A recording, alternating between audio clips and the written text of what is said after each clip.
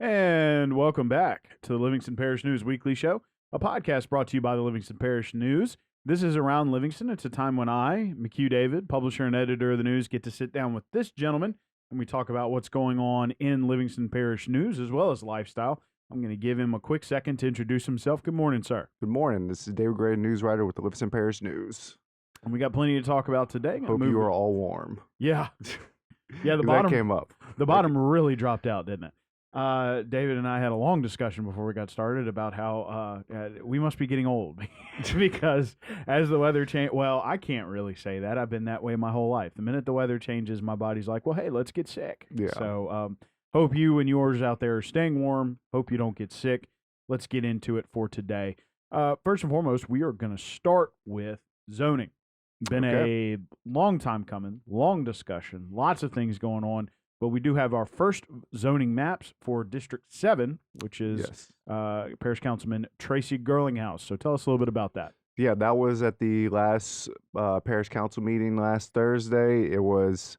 It's kind of fitting, I guess, that Mr. Girlinghouse, who he represents District 7, which encompasses the Walker area, he's been the most vocal advocate for zoning over the last, however many years, several years since he basically got into office. And it was kind of fitting that he would have the first zoning map approved. We've had a few other ones that have been introduced the last month or so, but then something would happen where the councilman would hear from some of their residents and they would decide to just kind of hold off on the vote. But that was the first one that was approved. As of right now, all nine districts have their zoning maps on their website. So they should be coming up, at some point to vote on those zoning maps. And as a reminder, last year, the council passed, I believe, 18 zoning categories it is. Yes.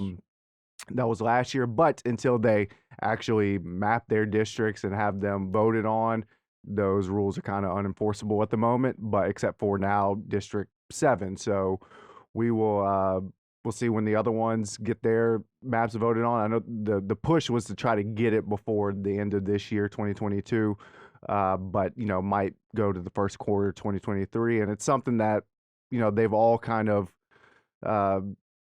become less resistant to, I guess is the best way to put it. That's something, and even Mr. Groenhouse mentioned when I talked to him, he never would have thought, 5 or 6 years ago that zoning would be like the third or fourth biggest topic on the agenda. But it just shows with the overdevelopment that residents have been complaining about, that zoning seems to be what they believe to be the way to fix that. So we'll see whenever the other councilmen have their maps up there, but yeah, 1 down, 8 to go. Yeah, so it's going to be interesting to see when those other dominoes fall. Before we get into some election news, let's talk about the Albany School District, which now has, and we've talked about it. We did a podcast with school board member Devin Gregoire from the area who got a tax passed. Unfortunately, cost of goods and cost of labor kind of priced them out of building an entirely new school. So they took a different route by adding on to what currently existed. They had a rough situation with their cafeteria. So tell us about that. Yeah, this is apparently something that's been that generations have had to deal with. First of all, this campus is over 100 years old. I remember a while back when I talked to Mr. Gregoire about it. They're not certain how old it is. He said that he saw some remodeling plans from like 1910s, something like 19 teens. I can't remember when, but more than 100 years old. And if they're, remodeling plans, that means it was there before that. So, I mean, this is a very old campus, and this cafeteria has also been something that's been needing to be upgraded for many years.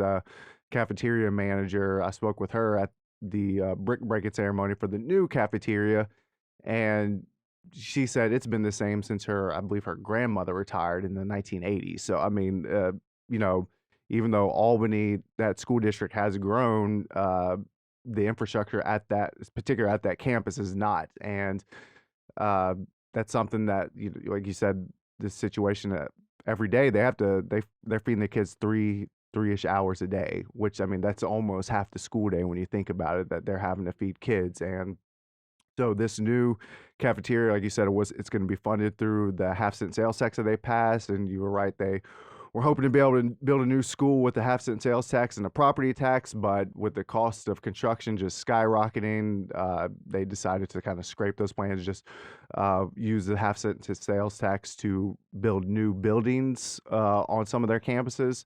And this is the first one. Mr. Gregoire said, the most immediate need. I remember Mr. Joe Murphy spoke at the ceremony. He said he can't think of another cafeteria that's in more need of upgrades than this one at the Albany Upper and Albany Lower Elementary campus. So they're going to be tearing down the 100 Hall building, replacing it with a new cafeteria that can also be used as a mini auditorium. They'll have the food station in the middle and then serving lines on each side.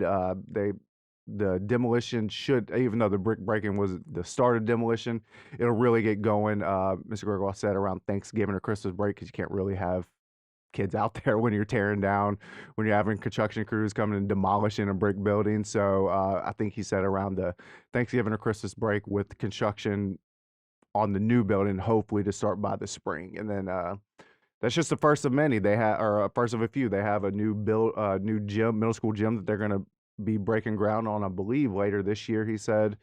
And then the third big project will be a track and field facility that will be able to be used by all schools on the east side of the parish, which, right now those students have to go to either Denim, Walker, or Hammond. So a lot of change is coming in the Albany district at this time. Yeah, it's going to be interesting to see what they do with all those tax dollars. We're getting into election season, but before we talk about a specific election, which you covered, and it'll be on the front page of this Thursday's paper, let's talk about the Registrar of Voters. Ooh, Registrar of Voters. Registrar is the most confusing word in the world. Right. The Registrar of Voters. There you go. Took me a minute. I hate that word. Yeah, and especially when you throw another ER word after it, So that would be Mr. Jared Andrews. He has new office space. He bunked up with Assessor Jeff Taylor in their new building. So tell us a little bit about that, because early voting is coming up. Yes, early voting is October 25th through November 1st, excluding that Sunday, which I believe is October 30th. But yeah, that's next week. We are less than a week away from early voting for the November 8th election. And this has been something that's been in the works for a couple years now. Ms. Andrews said they had that other building off of Magnolia Street, kind of close to 190. It's just this little brick building that's very old. I believe it used to be an old drugstore. And when I spoke with Mr. Andrews, he said that there's still some greeting cards from the old drugstore from back in the day. So, I mean, this is a building that the parish owned it. So, it was easy for them to be able to work in there. But, now they have moved, like you said, with the assessor's office, which is on Government Boulevard. You have assessor there, now the Registrar of Voters, you have the courthouse, the parish council, LOSEP, sheriff's office, clerk of court, and all this really brings all the parish government entities at one spot, which that was something that Mr. Andrews kind of was very happy about, just now that they're included with the rest of the governmental entities in the parish. So it is now open, 2400 Government Boulevard. It's all, if you're looking at it from 190, it is the front left corner that faces 190, and it'll be open for early voting. They're ready to go. That's one of two early voting locations in the parish. You got that in the Denim Springs Walker Library on Highway 190. So, but yeah, that was kind of the big news. They were just happy to be able to move to the rest of the parish government. And it should be helpful for you on election night, because it means those early voting results can be delivered a little quicker. I know that sometimes the transport of those has been either perilous, or they were having some trouble with machines. So we're going to see if that gets the results out quicker. Because for those of you who don't know, any early voting has to be reported to the clerk of court the night of, so they can report it to the Secretary of State. And then all the rest of the precincts also have to report to the clerk of court. So now that everybody's kind of in the same place, centrally located, I know they weren't that far apart, but it is good for them to be near each other. So, talking about election season, got a big race in the city of Denim Springs. 6 candidates running for 5 seats on the city council. You had a chance to sort of gather some information on these folks. Tell us about who the 6 candidates are and kind of what they thought were the main topics of discussion going forward for Denim. Yeah, I felt like this was a good way to go about it. I kind of let the candidates, in their own words, kind of pitch themselves. So I thought that was, instead of filtering through me, let them kind of talk about where they come from, why they decided to run, and then some of the issues they want to tackle if elected. So like we said, we have six candidates for 5 seats. 4 of them are current council members: Amber Dugas, Robert Poole, Lori Lamb Williams, and Jeff Wesley. And then 2 are looking to get in there: Mr. Jim Gilbert and Mr. Ray Riley. And I think you put it on the jump in the paper. They all pretty much had the same 2 issues on there: traffic and drainage. That's kind of what the city has been looking to fix the last, few years as it's grown. Especially, even though I believe the most recent census, the city actually kind of dipped a little bit in population, but the areas right outside the city limits have been growing. So, and all of that affects what's inside the city limits. So I know that that's kind of the big push, them trying to address those issues, and they've all kind of made pledges to address those issues. But yeah, so I mean, and you have some people, like you said, you have 4 incumbents. Some of them have, and Mr. Gilbert and Mr. Riley have also served on other governmental entities in the past. Mr. Ray Riley, I know, is a part of the city's Planning and Zoning Commission. Mr. Gilbert served on the board for Livingston Parish Fire Protection District 5, which also, encompasses Denim Springs. So you have 6 people who want their voices to be heard, to represent the people. So yeah, like you said, it's on the front page of this week's paper. And it's online on our website, so you can kind of see in their own words what each candidate had to say. Oh, yeah. And so it's plenty for each one of them to say. Again, 6 running for 5 seats. Denim only has... Yes. So you were voting for your top 5 candidates, not one person, not 2 people. You were voting for the 5 that you want to see on the council. So going to be interesting to see how that race turns out. Well, thank you, sir. We appreciate the update here on this Wednesday, October 19th. If you'll introduce yourself as we head on out. This is David Gray, news writer with the Livingston Parish News. And my name is McHugh David, publisher and editor of the news. Appreciate you all out there for joining us for the Livingston Parish News Weekly Show. This is Around Livingston. It's where I sit down with David and we talk about what's going on around Livingston. Ha-ha.